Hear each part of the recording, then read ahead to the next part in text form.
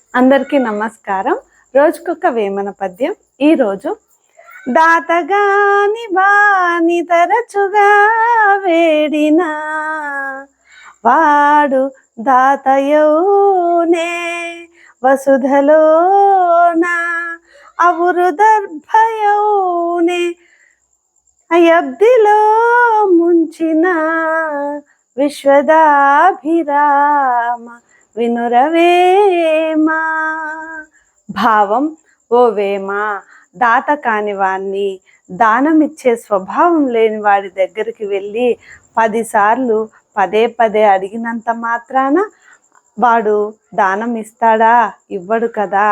అలాగే అవురు గడ్డిని తెచ్చి సముద్రంలో పదే పదే ముంచినంత మాత్రాన పూజకు ఉపయోగించే దర్భ అవుతుందా? హోమానికి ఉపయోగించే దర్భ అవుతుందా? కాదు కదా. కావున అనవసర వృధా ప్రయాసలు జోలికి వెళ్ళకూడదు. అటువంటి వారిని మార్చాలనే ప్రయత్నము వృధానే అవుతుంది అని భావం. అవురు అంటే ఇళ్లకు పైన, అంటే పూరి గుడిసెలకు పైన కప్పుకునే బోధ అని అర్థం. వేమన ఇచ్చే సందేశం ఏమిటి అంటే, స్వభావం సరిగ్గా లేని వారి దగ్గర ఎక్కువ ప్రయత్నం చేయకూడదు అని భావం. ధన్యవాదాలు.